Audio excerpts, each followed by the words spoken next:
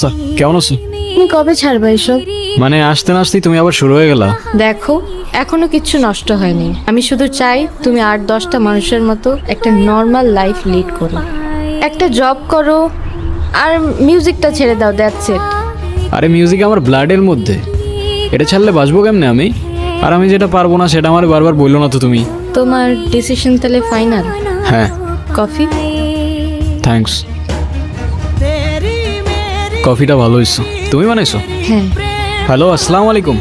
হ্যাঁ রোহান, রাহুল ভাই এসে বুঝছো, তুমি এক কাজ করো, টুক করে এসে বাসায় দেখা করে ছোট করে একটা অডিশন দিয়ে যাও। ভাই আমি এখনই আসতেছি। কোথায় আসবো ভাই? আমি তোমার লোকেশন পাঠাচ্ছি। ওকে ভাই, শুক্রিয়া। কোথাও যাবা? হ্যাঁ প্লিজ কিছু মনে করো না তুমি। আমার ছোট্ট একটা অডিশন আছে বুঝছো।